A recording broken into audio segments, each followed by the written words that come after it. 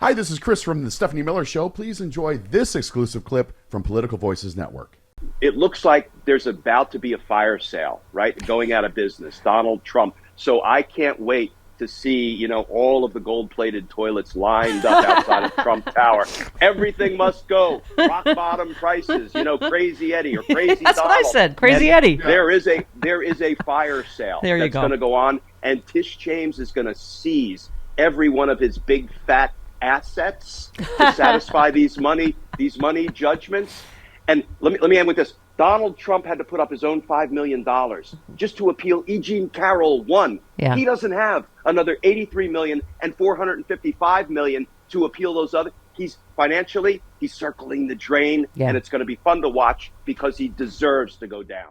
I was reading some analysis yesterday, Glenn. We were talking about that, if Cannon is overruled again, Jack Smith has a stronger case to get her removed. I mean, I almost don't know which I wish for, that, she because as you said, all eyes will be on Trump-appointed Judge Eileen Cannon on March 1st. That's next week, right? Yeah, next week, next Friday. The next hearing, when we'll know if she's going to kick the May 20th Trump trial date. So, you almost wonder, you want her to be so egregious that she gets removed so we get a real judge. But, or do you feel like she's going to feel all of these eyes on her? What do you think's going to happen? Yeah, so I've been involved in these recusal questions and challenges over the years as a career prosecutor. It's never an easy decision, but I think the evidence supports Jack Smith making the motion to recuse, to remove her from the case. And if she refuses to recuse, appeal it to the 11th Circuit. And at least that way, Steph, it's been litigated in the light of day, and we all know what the basis is for her to either be removed or not be removed. But that's really the best way to go about it. And you don't want to take a shot at the judge if you don't think you can actually recuse her from the case. But here's the thing.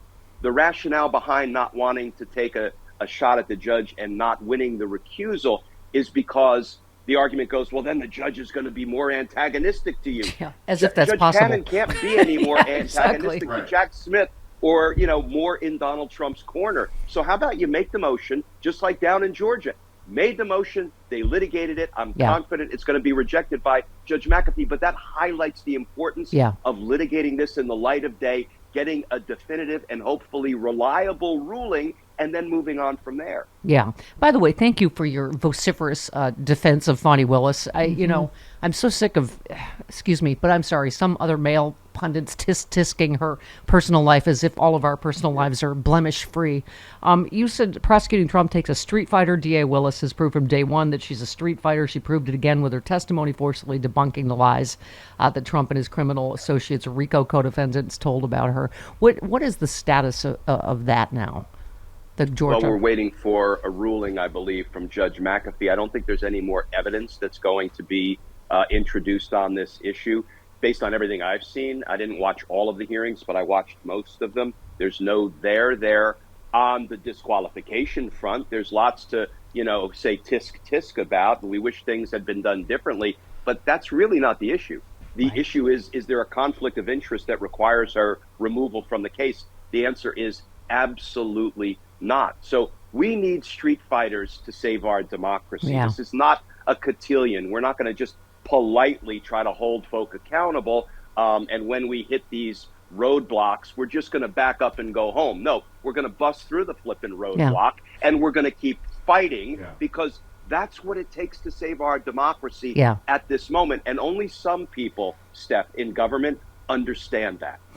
Speaking of women being tisk, we remember, even some of our male liberal allies tissing us about Roe v. Wade, and this will never be overturned. Well, we just talked about a Trump spokesperson saying marriage equality will be gone if Trump gets in. Judge Alito just renewed his threat to overturn marriage equality. He indicated he was disturbed by the case out of Missouri in which 3 people were eliminated from a jury after expressing homophobic views, and suggested the high court should reconsider marriage equality to prevent such outcomes. Here we are, all those of us gay people were told, oh, don't be silly. They're not going to, come for that too. What does marriage equality have to do with serving on a jury? That makes shouldn't have anything to do with anything. No sense. What he said.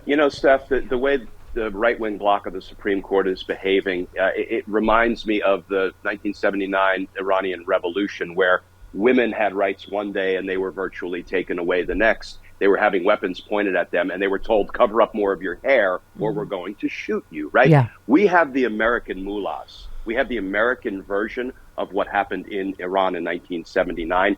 We can see it coming a mile away. And the folks like Alito and Thomas and others are determined to make women second-class citizens in every way possible. Yeah. And we're just letting it happen. Well, the one way we can combat it is if we get out in numbers too big to rig and too real to steal in November and get rid of all these MFers. The case, said Alito in his statement, showed that Americans who do not hide their adherence to traditional religious beliefs about homosexual conduct will be labeled as bigots and treated as such by the government. As they should be. As one analyst said, overturning Obergefell is on their bucket list. I mean, it's... That's the problem, in terms of wondering what the Supreme Court's going to do even on immunity. You said Trump can delay his criminal trials only if the courts permit him to do so. The Supreme Court should act now to lift the stay, return the case to Judge Chutkan, and let her set a timely trial in his D.C. prosecution. Let's get this justice show on the road. I mean, it seems like the longer they wait, the more they're giving Donald Trump exactly what he wants, and some form of immunity in delay. Every day of delay by the Supreme Court is doing another favor, though, for Donald Trump. There's no two ways about it. I foolishly still have some optimism that the Supreme Court will recognize there's no legal basis for Donald Trump's absolute immunity claim. I don't know where they could conjure one up out of thin air. So I do think we're going to get to the right place, but we're burning democracy daylight. If we don't get there soon, then we may not have a federal trial before the federal election, and that is really dangerous for our democracy. You know I'm the Veruca Salt of justice. I want it now, Daddy. Can I call you Daddy? When they say it's imminent, what does imminent mean? They say the decision's imminent. What does that mean in legal terms? We've heard that a lot over the years, that this decision or that decision is imminent when it comes to, for example, an indictment of Donald Trump. And it always takes longer than we would expect or that imminent suggests. I think the Supreme Court has to act pretty soon on both the disqualification issue and on the absolute immunity issue, because if not, our system just kind of grinds to a halt and we really don't know where we end up as we approach the next election. So, but again, the Supreme Court, the right-wing bloc, not honest brokers of the law or of constitutional interpretation. So we're kind of stuck in this holding pattern. When I'm talking about even friends and people I know, I just feel like this is why it's so important that we restore the rule of law and some belief in our justice system. If I could tell you how many friends are like, oh, he's never going to, get convicted of anything. Oh, he's never going to pay a penny of anything. I mean, are we just going to give up and say, okay, we're just not a nation of laws anymore? I mean, we've got to somehow restore. We're never going to give up. We're going to fight and we're going to fight and we're going to fight with our dying breath because it's too important. And we have a country here for our children, our grandchildren, our friends, our partners, our neighbors, everybody, right? We're going to keep fighting.